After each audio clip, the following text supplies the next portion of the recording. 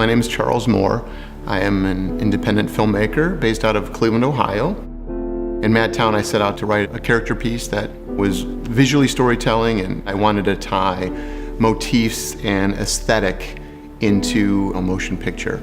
The movie is really a character study. It's about a brother and sister relationship.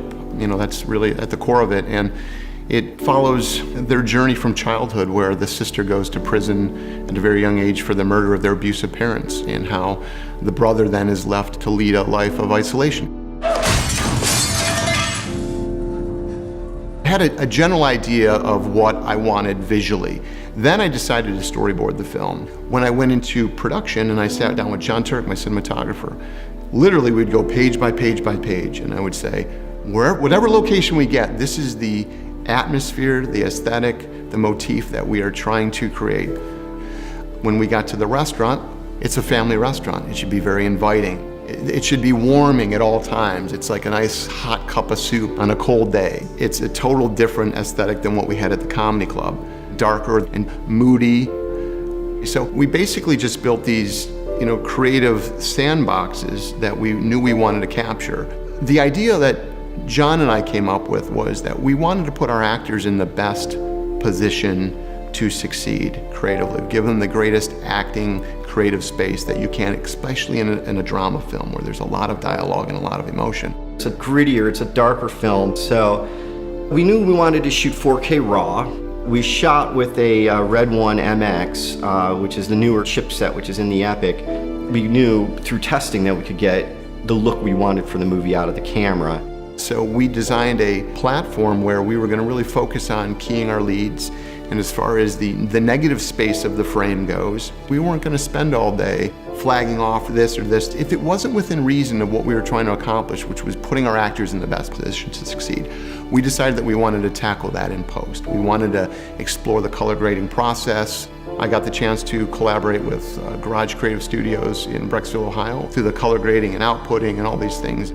Me and Charles were talking about the grading process. He was saying, for the final color grade, maybe we could try this or maybe we could try that. And I knew Mark, I knew Garage, and I says, they might be the perfect company. They're good people, they're up on the latest technology, I've seen their work, and I'd love to talk with them about coming in and being part of the team.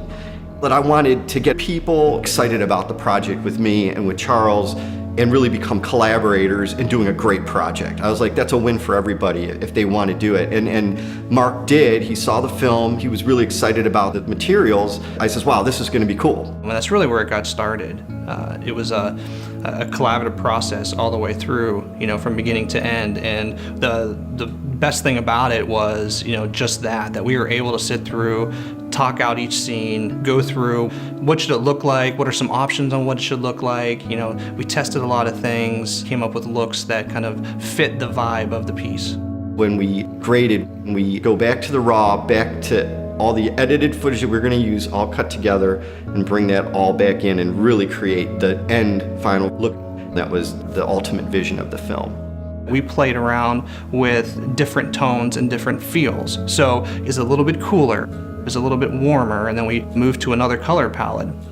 We took a step back and kind of thought about it a little bit, and then everyone was able to make a decision on what worked best for the film. So it's not about just doing what you think is great, it's about what the team thinks is great. And giving options, I think, is very important. Seeing the ideas, sometimes multiple ideas for certain scenes, like a dream sequence, or the nightclub stuff with Denny, or the restaurant, or even in the courtroom, multiple ways you could tackle these. A lot of them very slight versions of multiple ways, but that's where Mark was so great, because he would take this way and this way and this way and this way, and we'd be able to look, do we tackle this way, do we tackle this way, do we tackle this way, or do we come up with a new way? And the subtle variances that really, in the end, you sleep on it, you think about it, and then you go back to, that was right. And that's the part that Charles came in and says, for this story, as a director, this is right. What Garage and Mark brought to the table, just once again, it added all these new layers to it, many of which just astounded me, were amazing. So I'll take the comedy club, for example. Mom was a waitress in a bar, and I was this very, aesthetic feeling of what that's like to be in dark and moody, and this is back when people could still smoke in bars. So I wanted to get that aesthetic across and feel like we were actually in an actual club. We didn't underlight the club when we shot it because we were afraid of painting ourselves into that corner that maybe we couldn't get out of. So we lit everything. We still kept it moody within that lighting, but we generally lit everything. When Mark came in, Mark was able through the color grading process to really recreate that environment, to live up to not only the expectation I had, but exceed that expectation. And when I watch the film now and what he was able to accomplish through layers and layers of grading, walls are completely gone. We're in a zone now where it's, you've had a few drinks and you're smoking a bit, and the space that you're in, you're not sure how large it is. I just wanted it to be a bit of a mystery, like when the lights are turned on in a club, who's over there, who's sitting over there, I can't quite see them. So Mark just was able to really attack it with that aesthetic in mind. But it's challenging, and watching what he was able to do, it's extremely challenging, especially because we had multiple cameras. That was a 2-camera shoot, and the camera's moving, and we have smoke, and smoke levels change in between takes, and you're wafting smoke around in the room. So the way the camera reacts to that organic material and the way the light's striking in that moment, the fact that 2 cameras, even if they're the exact same camera, are organically gonna be a little bit different. And it's really changed the way I think about how I will shoot my next project. I think it's going to be very important to talk to, Mark and the Garage, team on the front end of going into the production of the next one, because just having their input on the front end about, what we can do based on the framework through storyboarding and storytelling, that an aesthetic that I want to get, having us all on the page from the front end, it's even going to add, maybe a couple extra layers. The color grading process really puts the polish, on the story. Now you're feeling it, even that much more, so much more seamless. That's the color grading process to me. It's a journey, artistic journey you never get to the end of, and that's why it's exciting, right? That's why it's exciting.